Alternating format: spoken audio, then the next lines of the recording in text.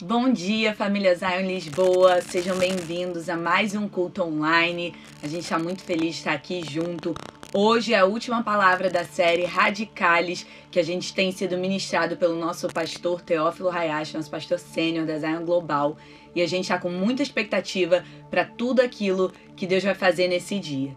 Quero te convidar agora a você pegar esse link e enviar para aquelas pessoas que você sabe que estão aí, que talvez não consigam ir à igreja presencialmente, talvez precisem de um encorajamento, talvez precisem simplesmente do amor de Deus. Envie esse link para alguém e se você estiver em Lisboa, venha participar com a gente do culto das 4 horas da tarde. A gente vai estar lá reunido também. E eu quero te convidar agora a abrir em Salmos 100, que diz o seguinte, no versículo 1. Celebrai com júbilo ao Senhor todas as terras. Versículo 2. Servi ao Senhor com alegria, apresentai-vos diante dele com cântico. E o 3. Sabei que o Senhor é Deus, foi ele quem nos fez, e dele somos o seu povo e rebanho do seu pastoreio. Hoje a gente está aqui com essa certeza, sabendo que o Senhor é Deus, ele nos fez e nós somos o povo dele. E aqui a gente tem esse convite para celebrar o Senhor com júbilo. Então eu quero te convidar, independente de onde você está assistindo esse culto, seja na sua casa, no carro, enquanto você está em algum lugar esperando, seja o que for. Eu quero te convidar a celebrar o Senhor com júbilo, com gratidão por tudo que ele tem feito, pela misericórdia dele que se renovou sobre nós nessa manhã. Então, aonde você estiver, se você puder, feche os seus olhos, levanta as suas mãos e começa a se entregar diante do Deus soberano, o Deus que nos fez, o Deus que nos ama. Sim, Deus, obrigada por mais um dia na tua casa, obrigada, Senhor, por mais um domingo em que nós podemos receber a tua palavra. Nós te exaltamos, Deus, e nós queremos mais da tua presença. Nós não estamos aqui simplesmente para assistir um culto, mas nós estamos aqui para participar, para te adorar e para receber do Senhor. Então te peço, Deus, que o Senhor venha agora sobre cada casa, sobre cada família, sobre cada pessoa que está conectado aqui com a gente, com o teu amor, com a tua paz, com a tua alegria, de uma forma sobrenatural. Que eles sintam, Deus, mesmo através de uma tela, a tua presença. Em nome de Jesus, Deus, nós te agradecemos por cada um que tem se conectado conosco, cada pessoa, Deus, aonde quer que eles estejam, em qual país que eles estiverem. Obrigada, Senhor, porque o Senhor tem avançado o teu reino. E agora nós queremos te adorar, te dar toda a honra e toda a glória, em nome de Jesus. Amém.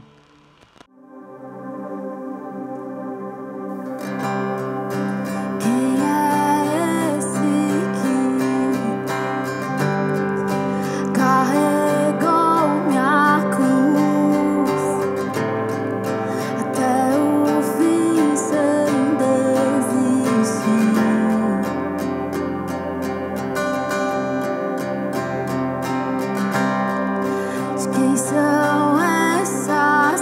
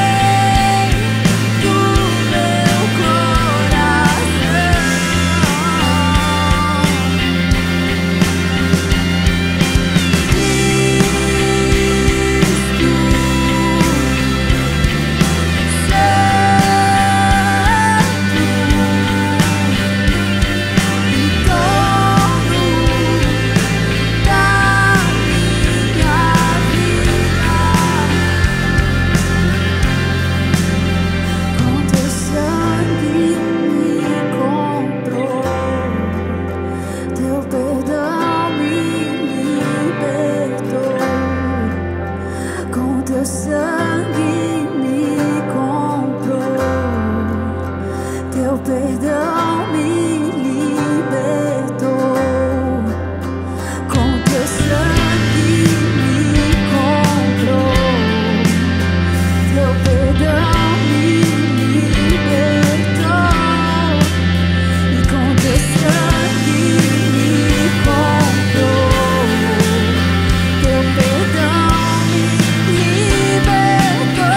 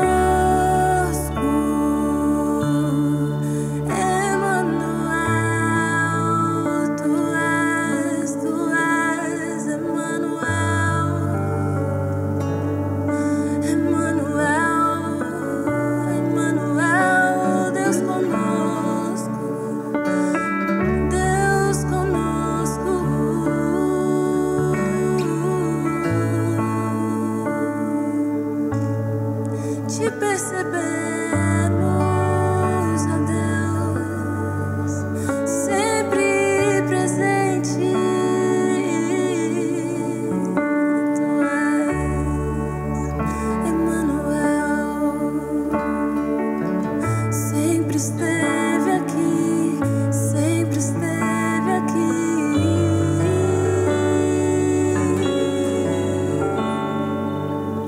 Oh,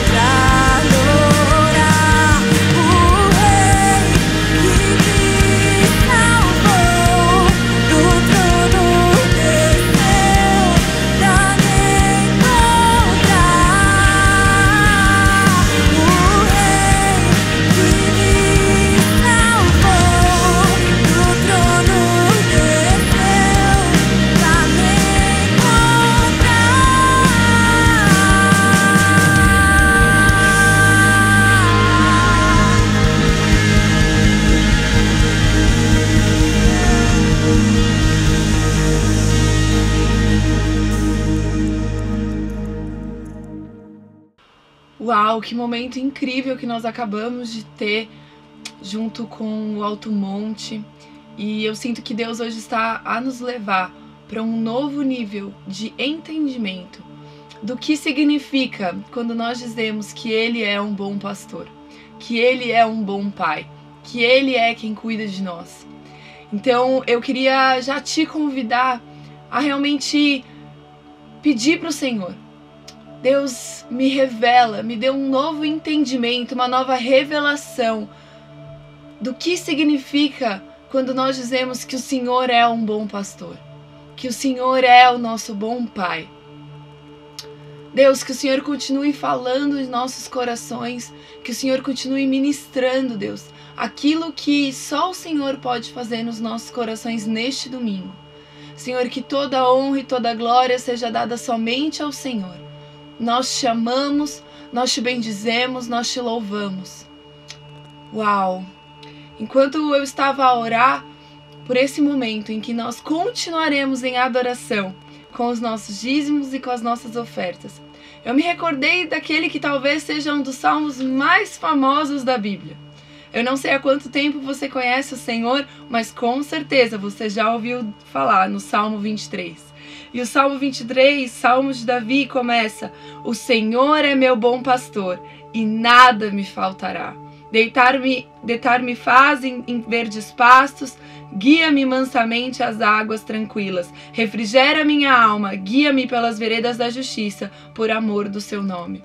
O primeiro versículo talvez seja o mais chave de todos. É essa revelação de que o Senhor é o nosso bom pastor e nada nos faltará. O pastor é aquele que trazia mantimento às suas ovelhas, é aquele que trazia proteção às ovelhas, é aquele que, ainda que uma ovelha em meio a 99 tivesse perdida, ele ia e recolhia essa ovelha, que cuidava dos ferimentos da ovelha. E esse é o nosso Pai, esse é o nosso Pai Celestial, é aquele que cuida de nós, que traz todo o suprimento, que cuida das nossas feridas, que vai e nos busca mesmo quando nós nos desviamos um pouco. Esse é o nosso Pai, aquele que nos ama incondicionalmente. E muitas vezes nós dizemos: Senhor, Tu és o meu Senhor, Tu és o meu bom pastor, mas quando vem algum momento de tribulação, ou talvez quando a nossa conta bancária não está como nós desejávamos, vem tribulação ao nosso coração. Mas a verdade é que, independente das circunstâncias, essa aqui é a verdade do Senhor.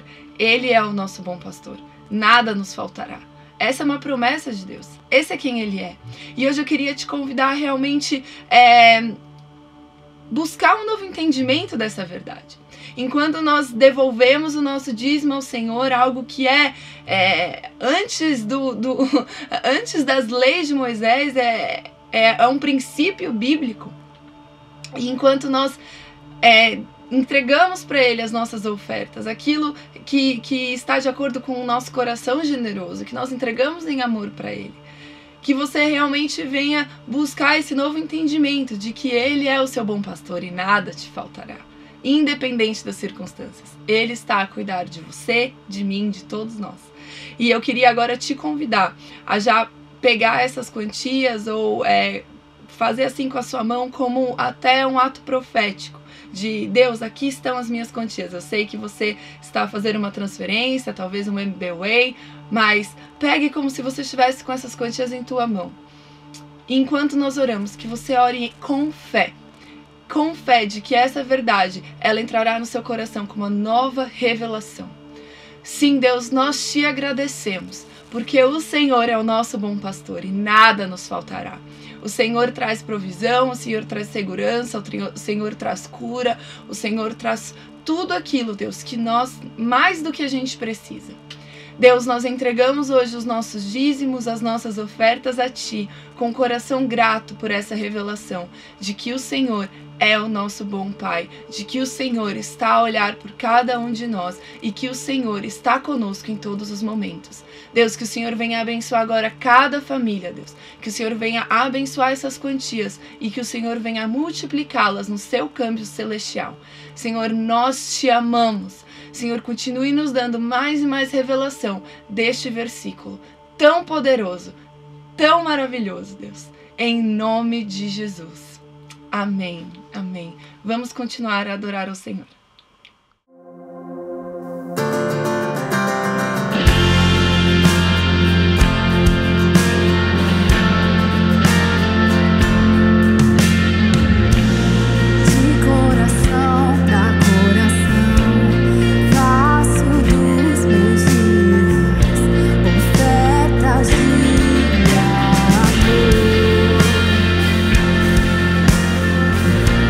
Meus olhos não te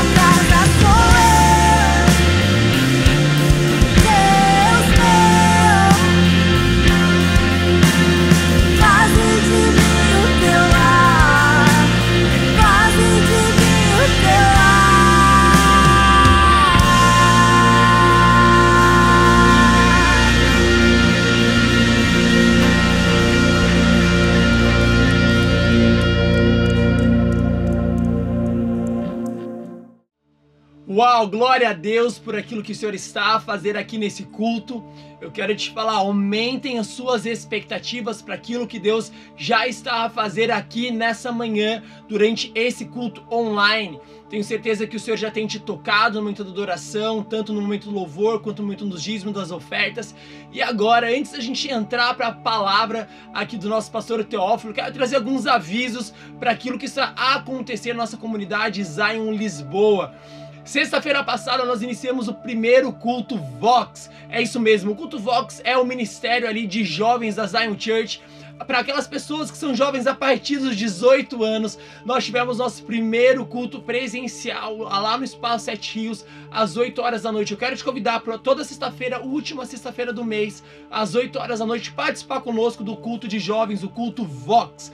Semana que vem, no sábado, nós teremos o Flow. O que é o Flow? É o nosso ministério de adolescente. Então, daqueles que têm de 12 a 17 anos, nós temos um encontro ali dos adolescentes às 4 horas da tarde, no dia 2 de abril, sábado, lá no Espaço 7 Rios, na sala 19, em que a gente ministra os adolescentes, a gente fala de Jesus, a gente adora o Senhor, mas a gente tem um momento também de muitos games, muitos momentos divertidos. Então, eu quero te convidar para levar o seu sobrinho, seu filho, aquele adolescente que, cara, Deus também chama essa geração aí dos 12 aos 17 anos para ser uma geração que também já será a resposta do Senhor para nossa sociedade. Então tem muita coisa a acontecer aqui na nossa igreja. Para você ficar por dentro, eu quero te convidar, faça parte do nosso grupo do Telegram. Qualquer dúvida, é só mandar um direct lá no Instagram, na nossa página ali do Instagram, pedindo eu quero entrar no grupo do Telegram, e a gente vai te mandar um link que você vai entrar automaticamente nesse grupo, onde a gente passa todas as informações do que está acontecendo nos cultos de jovens, nos cultos adolescentes, das crianças, nos processos raízes, escolas AU, enfim, tudo aquilo que acontece na nossa comunidade, a gente sempre compartilha lá no grupo. Então eu quero te convidar a entrar nesse grupo do Telegram. E nesse momento eu quero então aqui, antes de passarmos para a palavra, relembrar aquilo que a gente tem vivido como Zion Church Global nessa série Radicales. Então desde o início de março a gente tem aqui nos aprofundado sobre essa série Radicales, em sermos radicais com o Senhor. Então no primeiro culto o pastor Teófilo ele trouxe sobre o amor radical. Temos um amor completamente radical ao Senhor. No segundo culto foi aquela gratidão radical também, aquela gratidão consciente, aquela gratidão com atitude. Nesse último culto que passou foi o compromisso radical. O Senhor quer fazer muitas coisas aqui no mundo hoje, nesse tempo, e Ele olha para mim, para você e fala, eu escolho contar com vocês. E a gente tem que dizer o nosso sim pro Senhor. Então sobre o compromisso radical. E essa manhã vai ser aqui o nosso último culto da série Radicales com o pastor sênior, nosso pastor sênior Teófilo Hayashi. Eu quero que você abra o seu coração e fala, Senhor, que o Senhor venha liberar 100% daquilo que o Senhor tem para mim nessa série Radicales. Caso você perdeu algum desses cultos que eu comentei, você pode aqui voltar no nosso canal no YouTube ou também no Spotify lá, ver o nosso canal de podcasts. Nós temos toda essa série aqui da série Radicales. Eu quero te convidar a passarmos para abril mais radicais pelo Senhor. Então, sim, Deus, eu oro agora, Espírito Santo, vem agora abrir os nossos corações para a Tua Palavra, que a gente venha receber, que sejamos, Senhor, um solo fértil para as palavras que virão, que as sementes caiam no nosso coração, que caiam nas nossas vidas e elas venham frutificar em nome de Jesus. Amém e amém. Um bom culto para todos nós com essa palavra do nosso pastor Teófilo Hayashi. Bom domingo a todos, Zion Global, que alegria estar com vocês mais uma vez. E eu sei que você foi tão abençoado com esse louvor, com essa adoração e nessa atmosfera da presença de Deus. Eu quero continuar em oração antes de nós entrarmos na nossa quarta mensagem da nossa série Radicales. Então onde você estiver, se você puder, continua de pé ou se levanta e se posicione perante o Senhor. O Espírito Santo que está aqui nesse estúdio está bem aí com você na tua casa, na tua sala. Então, Senhor, nós te louvamos, nós te agradecemos e nós honramos a tua presença aqui conosco. Nesse momento, Espírito Santo, nós precisamos de ti. Eu peço agora teu auxílio, a tua ajuda, que o Senhor venha nos guiar em toda a verdade. Eu peço que o Senhor venha nos envolver na tua presença, que nós venhamos sentir a tua presença de maneira palpável. E que o Senhor venha estar trazendo essa palavra para marcar nossas vidas e nos transformar. renova em nós, Senhor Deus, o primeiro amor. Renova em nós, Senhor. Eu peço sobre Zion Church uma paixão pela Tua presença, em nome de Jesus. Amém. Amém. Nós estamos entrando, como eu acabei de dizer, na nossa quarta mensagem da nossa série Radicales. Eu queria que você abrisse no texto-chave de Colossenses capítulo 2, versículo 7. Estejam enraizados nele, construam a sua vida sobre ele e se tornem mais fortes na fé, como foi ensinado a vocês. Esse versículo é o versículo-chave da nossa série e nós estamos falando sobre ser radical. E ser radical nada mais é do que você ser enraizado no original. E o nosso original, o nosso ponto de partida, a nossa fundação é Jesus. E quando nós olhamos para uma vida com Cristo, o que significa você ser então um seguidor de Cristo radical, um discípulo de Cristo radical? Nós já falamos sobre o amor radical, falamos sobre a gratidão radical. Domingo passado nós falamos sobre um compromisso radical. E hoje eu quero falar justamente daquele que segue a Cristo de uma maneira radical. O texto de hoje vai ser Mateus capítulo 16, versículo 24. E enquanto você abre lá, eu quero falar para você sobre o discipulado radical. O discipulado radical. Essa é a mensagem de hoje. Nós vivemos num mundo onde todos querem influenciar, não é verdade? Hoje é muito comum a profissão digital influencer. Você está aqui no mundo digital me acompanhando e temos também no mundo digital influenciadores. São pessoas que de fato têm influência e essa influência muitas pessoas usam para expandir ou espalhar suas ideologias, talvez para começar uma carreira de entretenimento, outros para fazer comercial e fazer dinheiro assim. Independente de qual for a razão da sua plataforma de influência, um influenciador, ele carrega o poder de levar pessoas a seguirem instruções ou seguirem direções.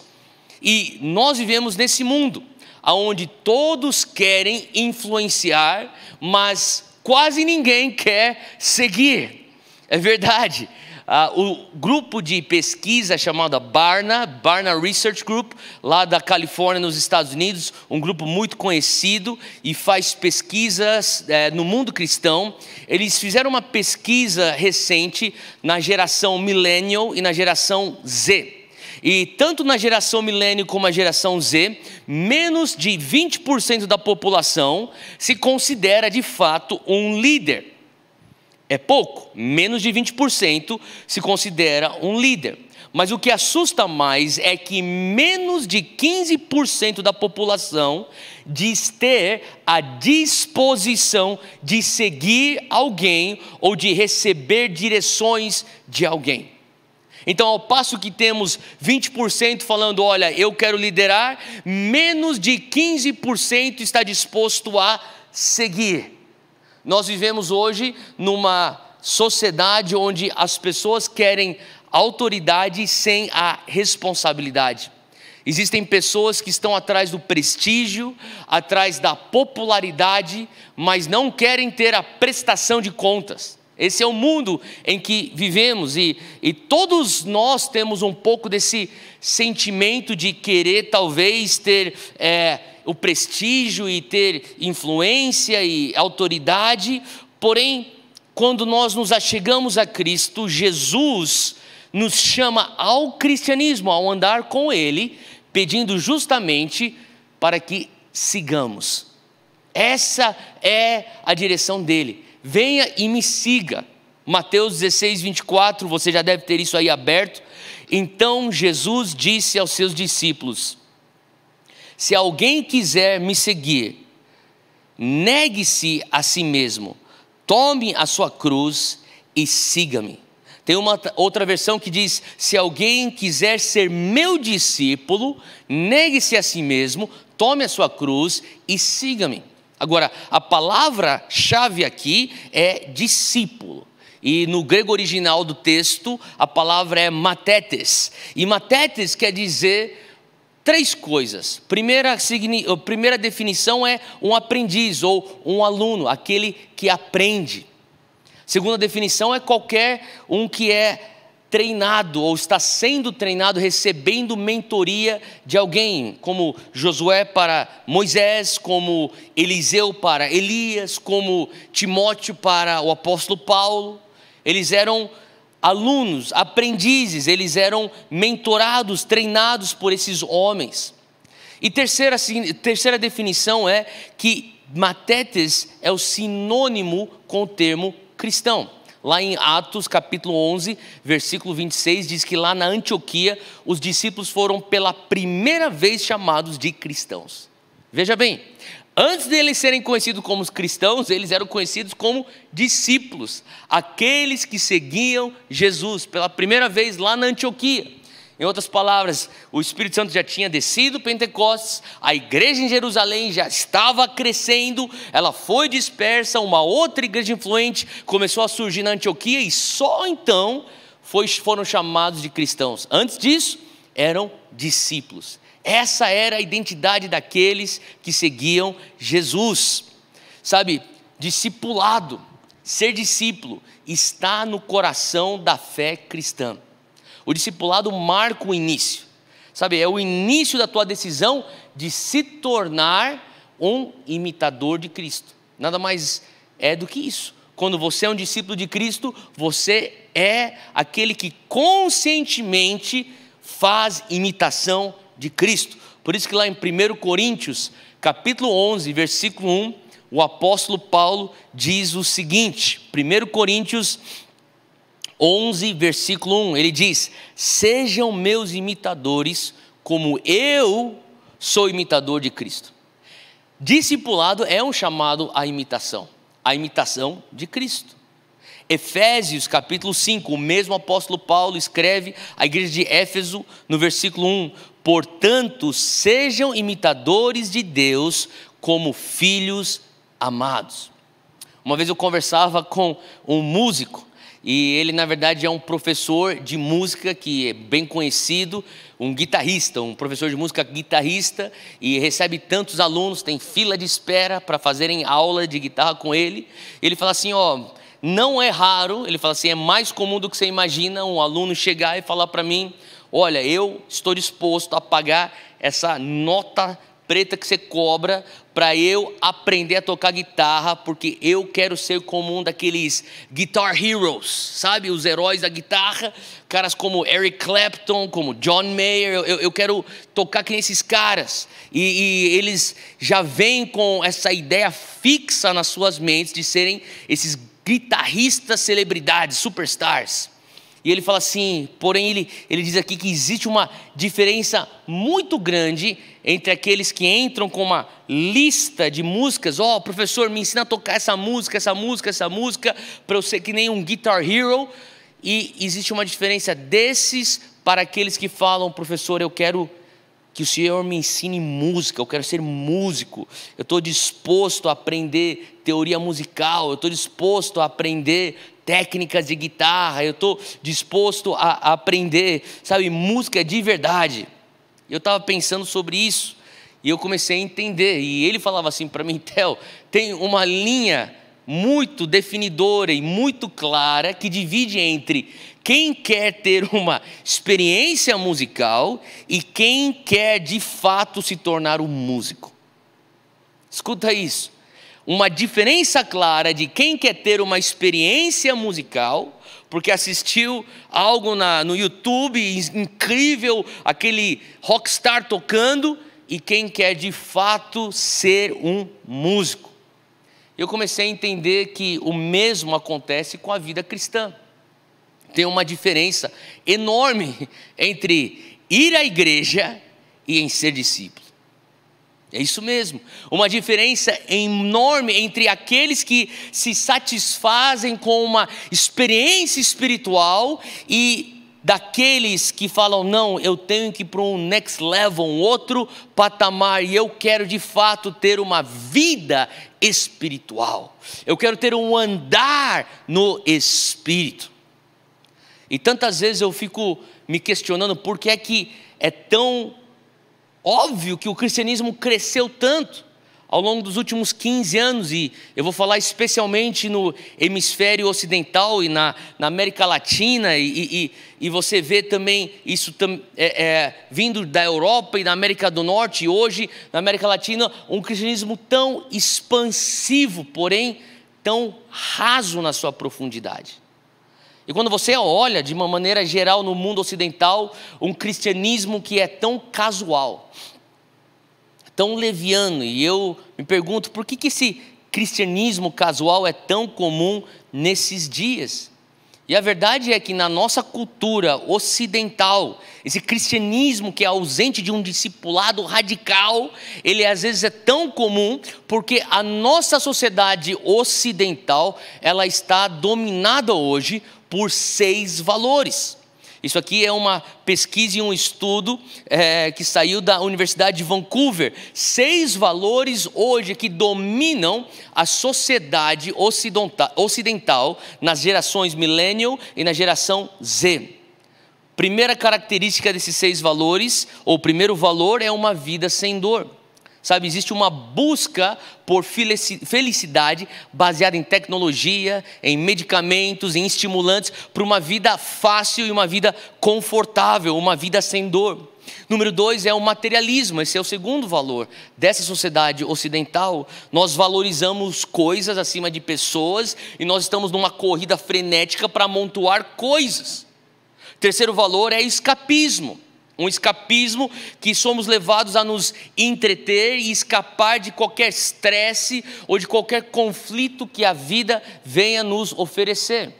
O quarto valor é uma sobrecarga de informação. Você está aqui no celular e você começa a passar por sites ou por mídias, redes sociais e portais de notícia. Existe um overload, uma sobrecarga de informação vindo em nossa direção, que nós nos tornamos sobrecarregados e nós não conseguimos processar isso. Muito superficial. Quinto valor é a aceitação da violência. E através das mídias nós temos sido desensibilizados. Nós temos hoje nossos sentidos neutralizados por tanta exposição à violência, por tanta exposição à depravação humana. A gente não tem mais empatia pelo próximo, empatia pelo sofrimento alheio. E o sexto valor é a gratificação instantânea. É aquela satisfação imediata. Nós buscamos satisfação imediata como sociedade, desde o fast food a um sexo livre. É uma satisfação que eu não posso esperar, tem que ser agora. Então, quando você tem uma cultura dominada por esses valores, você tem uma cultura inconsistente com o Evangelho. Você tem, na verdade, uma cultura que vai contra a cultura do reino. E a contracultura do reino seria pessoas como eu e você, que estamos nos dispondo a pagar o preço e nos oferecer como sacrifício vivo, santo e agradável a Deus, como nós falamos sobre isso na semana passada, o texto de Romanos 12, versículo 1. Então eu quero falar sobre algo que é contracultural. Eu quero falar sobre algo que tem tudo a ver com a cultura do reino. Eu quero falar sobre algo que Deus e Jesus nos chama a fazer lá em Mateus 16. É sermos discípulos radicais e vivermos um discipulado radical. Então, hoje eu quero entrar em 3 pontos do que é esperado de um discípulo radical. 3 pontos do que se espera de um discípulo radical. O primeiro ponto do que se espera de um discípulo radical é um discípulo radical que abre mão.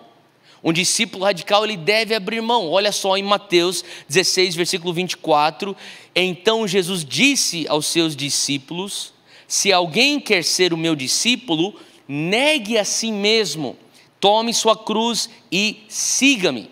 Então, ser um discípulo requer primeiramente como você está vendo aqui no texto, negar a si mesmo. E negar a si mesmo não é apenas sacrificar um prazer ou se livrar de um hábito mau. É importante que nós venhamos dizer o que negar a si mesmo não é. Sabe, muitas vezes a gente pensa, negar a mim mesmo é deixar de fazer algo que talvez não agrade a Deus, ou deixar um hábito ruim para trás. E isso faz parte, mas negar a si mesmo é mais do que isso. Negar a si mesmo é um processo de se tornar um novo alguém. É de você se tornar algo e não simplesmente fazer algo.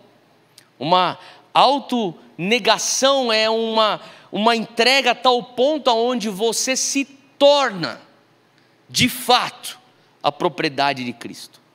Você se torna, de fato, um novo homem, uma nova mulher. Negar a si mesmo não tem a ver com você se mutilar e autoflagelo e você se desvalorizar, até porque em Cristo nós temos um valor eterno. Negar a si mesmo não tem a ver com você se diminuir e falar, olha como eu sou horrível, como eu sou uma droga e como... Não, mas negar a si mesmo tem a ver com você abraçar humildade, você abraçar submissão. Olha só o que o apóstolo Paulo fala em 2 Coríntios capítulo 5, abre aí comigo. Versículo 17, diz assim: portanto, se alguém está em Cristo, é nova criatura. As coisas antigas já passaram, eis que tudo se fez novo. O que ele está dizendo? Negar a si mesmo é abraçar essa nova criatura, essa nova identidade em Cristo, que eu e você temos, uma vez que nós estamos nos dispondo a sermos discípulos de Cristo. É você abrir mão do velho eu. É você abrir mão do velho homem, esse velho eu que é uma pedra de tropeço. É por isso que é importante você abrir mão desse velho homem, porque pessoas que querem seguir Jesus, que querem ser discípulos de Cristo, mas não querem matar o velho homem e negar a si mesmo, e negar esse velho homem, sabe de uma coisa? Você vive tropeçando justamente nessa mentalidade antiga. Você vive tropeçando nessa identidade antiga. E isso dificulta o teu crescimento espiritual. E lá em Filipenses 2, versículo 5, abre lá comigo, o apóstolo Paulo, ele traz a ilustração daquilo que Cristo fez, que é justamente o processo de negarmos a nós mesmos que devemos fazer uma vez que somos discípulos de Cristo. Filipenses 2,5 diz que seja a atitude de vocês a mesma de Cristo Jesus. Se você quer ser um discípulo radical, faça igualzinho, imite Cristo Jesus nesse versículo 6.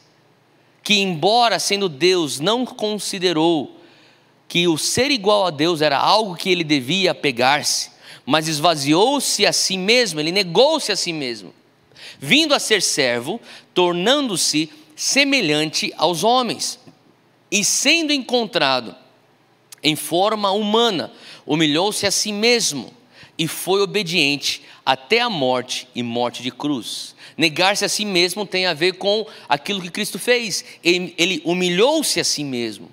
Fala comigo aí na tua casa, humildade. Negar-se a si mesmo tem a ver com aquilo que ele fez aqui no versículo 8. Ele foi obediente até a morte e morte de cruz. Fala comigo aí, submissão. Sabe, é justamente isso que lá em Romanos 12:1 nós destrinchamos semana passada, nós somos chamados a fazer. Oferecermos a Ele como um sacrifício santo, agradável perante a Ele.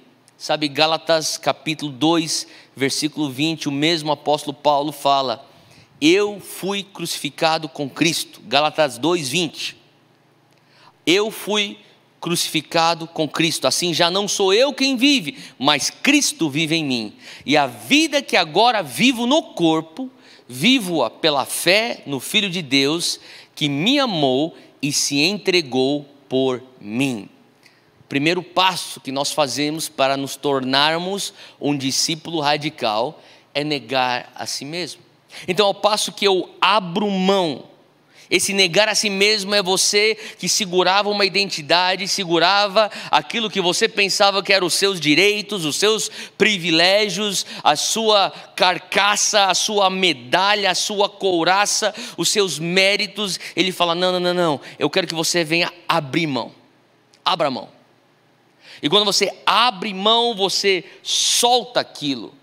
E uma vez que você solta aquilo, voltando ao nosso texto-chave de hoje, Mateus 16, 24, diz que se alguém quer ser meu discípulo, negue a si mesmo e tome a sua cruz. Ele não te quer apenas de mãos abanadas, mãos, abertas. Ele te quer agora agarrando algo, e esse algo é a cruz. Então, número 2, um discípulo radical, além de negar a si mesmo, ele deve tomar a sua cruz. E para entendermos de fato o que é a cruz, quando ele fala em Mateus 16, 24, tome a sua cruz, nós precisamos entender o que a cruz não é. O que a cruz não é, então? A cruz, muitas vezes no nosso dia a dia, nós falamos: essa é a cruz que eu tenho que carregar. Essa aqui é a minha cruz. Esse aqui é o meu espinho na carne. Quando nós falamos de espinho na carne, falamos de algo, e quando nós falamos de cruz, falamos de uma coisa diferente. Porque quando nós falamos sobre cruz, nós não estamos falando sobre aturar dificuldades. Esse meu chefe é a minha cruz que eu tenho que carregar. Essa minha sogra é minha cruz que eu tenho que carregar. Glória a Deus, eu não tenho uma sogra que é uma cruz. Amém? Essa minha situação financeira aqui é uma cruz que eu tenho que suportar ao longo da minha vida. Ou até às vezes, de fato, e eu me compadeço, até algumas pessoas que têm enfermidades e aquilo parece na sua mentalidade é uma cruz, mas de fato ela não é uma cruz. A cruz, quando Jesus está falando esse versículo para os seus discípulos: olha, se você quer ser meu discípulo, e você tem que negar a si mesmo e tomar sua cruz. Quando ele fala esse termo, tomar sua cruz, ele está falando de morte.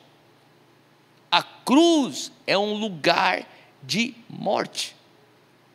Tem um comentarista, um teólogo, que escreve sobre a cruz da seguinte maneira: ele diz: a cruz era uma realidade vívida e concreta, era um instrumento de execução reservado aos piores inimigos de Roma, era o símbolo da tortura e da morte que aguardava a todos que ousavam levantar-se contra a autoridade romana. Presta atenção aqui: poucos anos antes de Jesus e seus discípulos visitarem Cesareia de Filipe, 100 homens tinham sido crucificados ali. Um século antes, Alexandre Janeu havia crucificado 800 rebeldes judeus em Jerusalém. Após a revolta que ocorreu na morte de Herodes o Grande, 2.000 judeus foram crucificados pelo procônsul romano Varus. Olha esse dado: é estimado que 30.000 crucificações ocorreram sob a autoridade romana durante a vida de Cristo. Entenda uma coisa, que na época de Cristo, os discípulos sabiam muito bem o que significava a cruz. A cruz era parte da vida no Império Romano. O pior castigo e um castigo frequente. A cruz não era uma peça de joia, a cruz não era um ornamento para eles, a cruz não era uma tatuagem cristã que você faz. Não, a cruz significava morte para eles. A cruz significava viver como se estivessem já mortos e entregues. É por isso que lá em Filipenses 3, abre comigo lá, Filipenses 3, versículo 10, o apóstolo Paulo, para a igreja dos Filipenses, diz: eu quero conhecer Cristo, o poder da sua ressurreição e a participação em seus sofrimentos, tornando-me como ele em sua morte, para de alguma forma alcançar a ressurreição dentre os mortos. O que Paulo está dizendo aqui é: eu quero ter parte no carregar da cruz. Eu quero conhecer Jesus, eu quero conhecer os seus sofrimentos, eu quero participar daquilo que foi a morte dele, para eu de alguma forma alcançar a ressurreição. O famoso teólogo alemão Dietrich Bonhoeffer é conhecido por uma frase curta e muito forte. Ele dizia: quando Cristo chama um homem, ele o convida a vir e a morrer. Deixa eu dizer mais uma vez. Quando Cristo chama um homem, ele o convida a vir e a morrer. Ele chama: toma a tua cruz. Tomar a cruz é um convite à morte. Continua comigo aí em Filipenses, só que agora a gente vai para o capítulo 1. Filipenses capítulo 1, versículo 28, diz assim: para eles isso é sinal de destruição, mas para vocês de salvação, e isso da parte de Deus. Para quê? Sabe, a cruz, para aqueles que não entendem o que significa ser um discípulo de Cristo, o que significa você ter uma vida de andar no Espírito, o que significa você estar dentro da graça, ou na época da graça em Jesus, ele diz, para eles é um sinal de destruição, é um sinal de morte. Na época romana, na era dos romanos, onde Jesus e seus discípulos estão andando aqui na terra, para qualquer um, a cruz seria a significância da morte, seria um símbolo da destruição, como ele diz aqui. Mas para vocês, o apóstolo Paulo diz, a cruz é a salvação. Versículo 29, pois a vocês foi dado o privilégio de não apenas crer em Cristo, mas também de sofrer por Ele. Em outras palavras, é quando eu e você nós sofremos por Ele, como discípulos, que experimentamos vida. É por isso que muitas pessoas, você pode ter percebido, ao longo da tua caminhada aqui na terra, uma vez que você está seguindo Jesus e é um discípulo de Cristo, algumas pessoas olham para você de fora e pensam que a tua vida é uma miséria.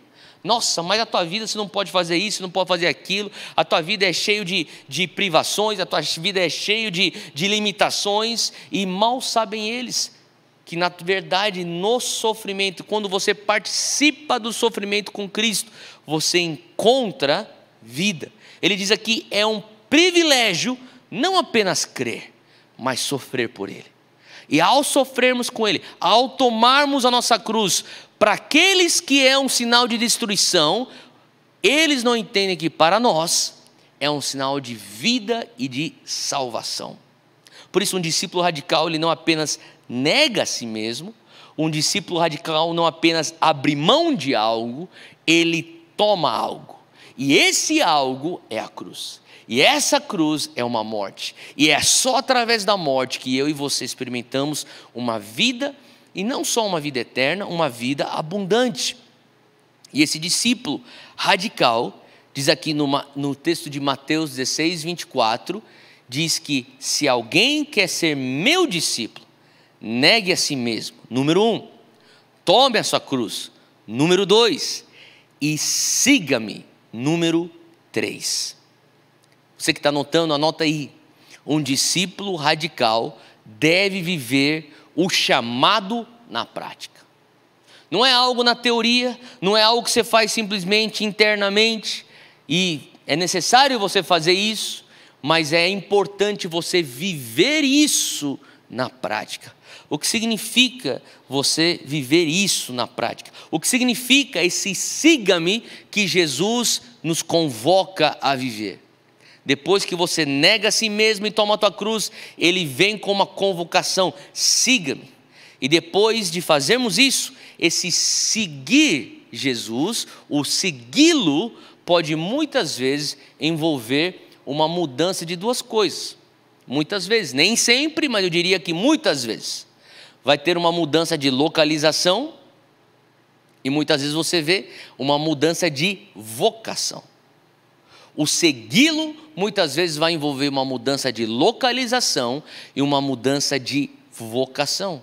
Foi assim com Pedro, com Tiago, com João, foi assim com tantos dos seus 12 discípulos, aonde ele fala, olha, larga o que você está fazendo e vem comigo. Ele traz uma convocação de mudança de localização, e daí ele diz, você não vai mais ser um pescador de peixe, você vai ser um pescador de homens. Existe também um câmbio, na vocação. Então, muitas vezes, é requerido de nós mudanças.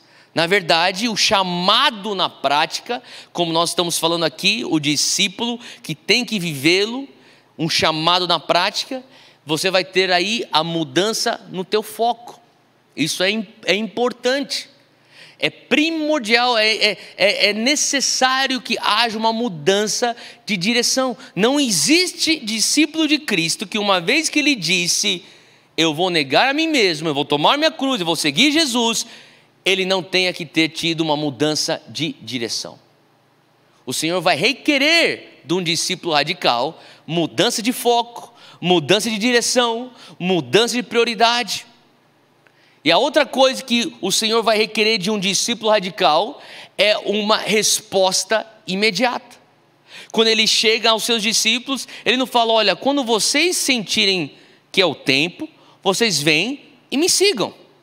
Quando vocês sentirem que vocês estão prontos, vocês larguem tudo que vocês estão fazendo e me sigam. Olha, quando vocês se sentirem um pouco mais seguros, ou quando vocês sentirem que eu te dei garantias suficientes, vocês vêm e me sigam. De maneira alguma.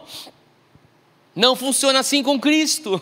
Com Cristo existe uma demanda de uma resposta imediata. Existe uma demanda para o agora. Não quando estiver pronto, mas agora. Eu escuto às vezes a minha esposa ensinando para os meus meninos e a gente tem, a gente fala sobre a obediência te leva à recompensa, a desobediência te leva à consequência. E uma outra fala que a Júnia também fala para os meninos, e eu também falo porque eu copio ela, é quando você fala que você vai obedecer, você faz agora. Ela fala, obediência tardia é desobediência. Quando Jesus nos chama, Ele espera agora. Abre comigo em João 8, versículo 31. João 8, versículo 31. Disse Jesus aos judeus que haviam crido nele. Isso aqui são judeus crentes. Jesus que tinha pregado, tinha ensinado, e esses judeus de fato criam, ele é o Messias. E daí ele diz para esses crentes, se vocês permanecerem firmes na minha palavra, verdadeiramente serão meus discípulos. Então presta atenção, eles já eram crentes, eles já eram pessoas que estão crendo, mas Jesus fala, requer de você algo na prática, requer de você um permanecer, requer de você uma atitude, uma decisão constante de ser firme na minha palavra, aí então serão os meus discípulos. O discipulado requer a prática. O discipulado requer aquilo como nós já lemos, se você ama os meus mandamentos, se você me ama, você obedece os meus mandamentos, como está lá em João 14. Então tem duas dinâmicas para esse discipulado. Sabe, o discipulado, ele envolve tanto você crer, como também você permanecer e continuar crescendo na palavra. Agora, não só você recebe esse discipulado, como um discípulo radical, é requerido de você que você faça discípulos também. Tem um pastor que me ensinou algo bem cedinho e eu falei, uau, que forte isso. Ele dizia, Theo, um discípulo de verdade carrega no seu DNA um anseio de formar outros discípulos. Se alguém não carrega um anseio de fazer outros discípulos de Jesus, questione então se de fato você é um discípulo de Jesus. E a dinâmica do discipulado é que, ao passo que nós somos discípulos, nós temos que exercer o discipulado. E o que significa você exercer o discipulado radical? Em Atos capítulo 14, versículo 21, traz uma das dinâmicas do que é você fazer o discipulado. Atos 14, 21 diz, eles pregaram as boas novas naquela cidade e fizeram muitos discípulos, então voltaram para Listra, Icônio e Antioquia. Então, fazer discípulos envolve a pregação para a conversão. Deixa eu repetir. Fazer discípulos envolve a pregação para a conversão, mas não apenas isso. Fazer discípulos também envolve Mateus 28, 19, que é a grande comissão. Vão e façam discípulos de todas as nações, batizando-os em nome do Pai, do Filho e do Espírito Santo e ensinando as nações a obedecer a tudo que eu lhes ordenei. Existe aqui um ensinamento e doutrinação. Então, fazer discípulos envolve a pregação para a conversão e também o ensinamento e a doutrinação. Isso é você fazer discípulos. Isso é você exercer o discipulado. Então, aonde e quando eu devo fazer o discipulado? Se alguém me pergunta isso, deixa eu te responder. Discipulado é para ser feito em todos os lugares. Discipulado é para ser feito em qualquer momento. Discipulado deve ser de fato o teu estilo de vida. E se você é um discípulo, o teu estilo de vida é fazer discipulado ou praticar o discipulado. Em outras palavras, pregar, converter e fazer um discípulo. Como que isso é feito? Através de um estilo de vida. E você vê isso ao longo das epístolas de Paulo, você vê isso também nas epístolas de Pedro, ao longo do Novo Testamento, maneiras práticas, orgânicas, como nós devemos fazer e praticar o discipulado. Então, Zion Church, não pense, o discipulado é algo para ser vivido só dentro dos links. Discipulado é algo para eu experimentar quando eu sento para escutar a mensagem no domingo. Não, discipulado, se você é um discípulo radical, deve ser o teu estilo de vida. Discipulado pode vir de diversas maneiras. Discipulado deve ser feito em qualquer momento e em todo lugar. Discipulado você vê aqui em alguns exemplos. Se prepara que eu vou te dar uma lista aqui de versículo. Tito, capítulo 2, versículo 4. Assim poderão orientar as mulheres mais jovens a amarem seus maridos e seus filhos. Discipulado é uma mulher mais velha ensinando e dando conselhos a uma mulher mais jovem dentro da igreja. 2 Timóteo 2,2, e as palavras que me ouviu dizer na presença de muitas testemunhas, confia-as a homens fiéis que sejam também capazes de ensinar outros. Em 2 Timóteo 2,2 você tem Paulo discipulando Timóteo, e ele dizendo: Timóteo, você discipula então aos homens fiéis, e homens fiéis vocês vão fazer o discipulado com os outros. Só nesse versículo você vê 4 camadas de discipulado acontecendo. Efésios 6, versículo 4. Pais, não irritem seus filhos, antes criem-nos segundo a instrução e o conselho do Senhor. Você que é pai, você que é mãe, o discipulado acontece na criação dos filhos. Acontece dentro da tua casa. Hebreus, capítulo 3, versículo 13. Encorajem-se uns aos outros todos os dias, durante o tempo que se chama hoje, de modo que nenhum de vocês seja endurecido pelo engano do pecado. O discipulado acontece de irmão para irmão, de irmã para irmã, no convívio, na comunidade, na comunhão dos santos, na igreja, através do encorajamento, através do alerta, para que você não seja endurecido pelo engano do pecado. O discipulado acontece em 1 Pedro 4,10, quando diz: cada um exerça o dom que recebeu para servir os outros. Ele te dotou com um dom para você servir aos outros. E quando você serve pessoas, você também está facilitando para que ela se torne um seguidor melhor de Cristo. Isso também é uma faceta do discipulado. Atos 18, versículo 24. Eu termino com essa. Quando Priscila e Áquila o ouviram, Apolo convidaram-no para ir à sua casa, eles explicaram com mais exatidão o caminho de Deus, e tudo indica que isso aqui foi algo espontâneo no momento. Eles escutam Apolo pregar e falam: Apolo, vem jantar em casa, a gente quer destrinchar aqui as escrituras, e eles começam a explicar, a ensinar melhor a Apolo os caminhos de Deus, o caminho de Jesus, o evangelho. O discipulado é quando você ensina a palavra, e você destrincha a palavra com um irmão na fé, uma irmã na fé, na mesa de jantar, no dia a dia, no convívio. Percebe? Discipulado é para ser feito todo momento, em qualquer lugar. Discipulado é um estilo de vida. O Senhor nos chama para sermos esses discípulos radicais que vivem o discipulado radical. Um discipulado que requer você abrir mão de algo. Negue a si mesmo. Um discipulado que requer você tomar algo. Esse algo se chama cruz. Uma morte para o nosso próprio eu, para então vivermos através de Cristo. O discipulado requer nós vivermos na prática. Tudo aquilo que Ele nos ensina envolve nós seguirmos a Ele. E muitas vezes vai ter mudança de localização e vocação, mas tem a ver, acima de tudo, abraçar a encarnação de um estilo de vida.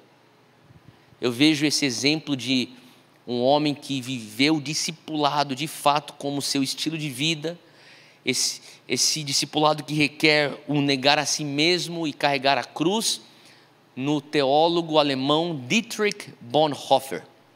Talvez você tenha escutado falar desse homem, esse homem que foi vivo e ativo durante a Segunda Guerra Mundial.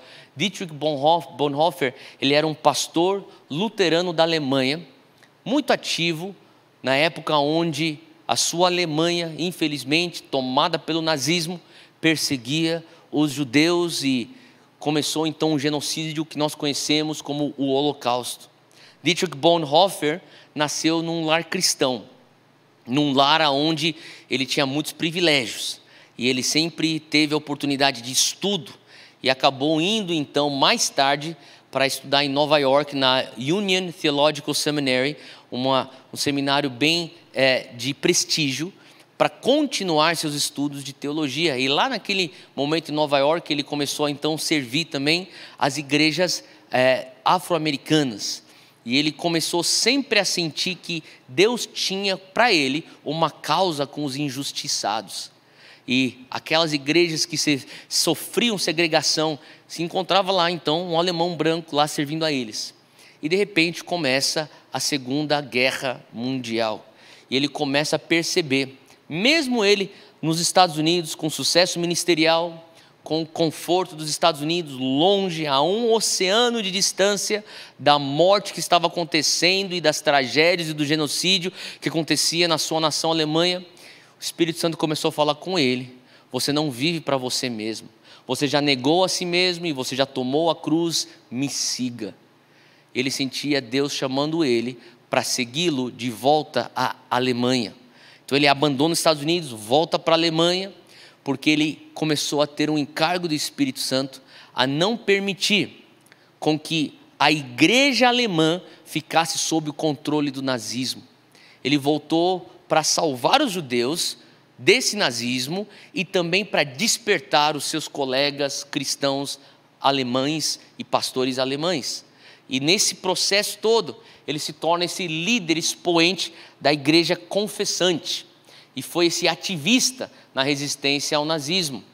E o fim dele, para muitos pode ser trágico, mas para nós cristãos, nós entendemos o que significa ser um discípulo radical, nós então vamos perceber que ele foi na verdade um mártir.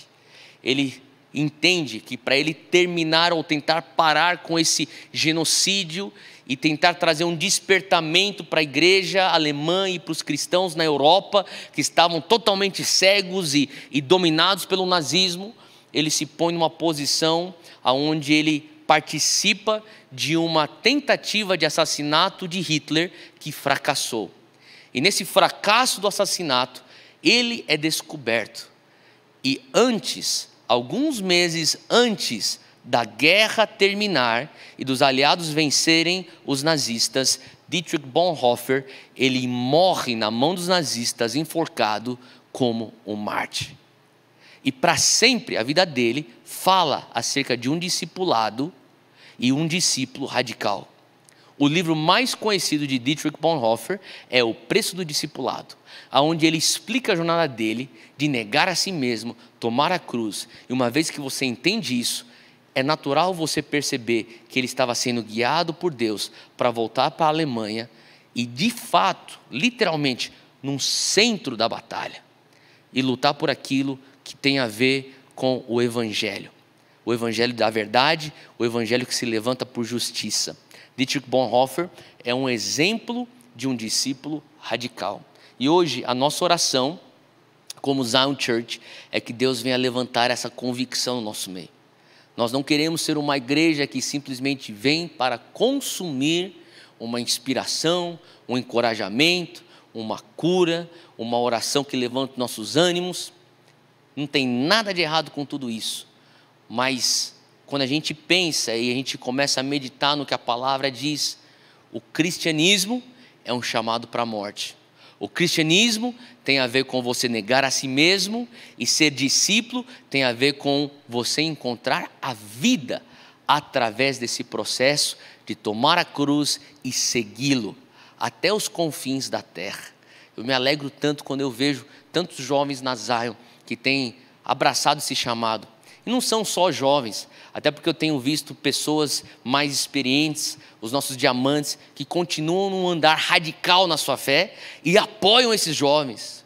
Hoje mesmo eu estava aqui e escutando sobre um testemunho de um adulto já mais experiente que tem financiado alguns nossos jovens através do fundo missionário para continuarem fazendo missões e cumprindo esse siga-me de Jesus.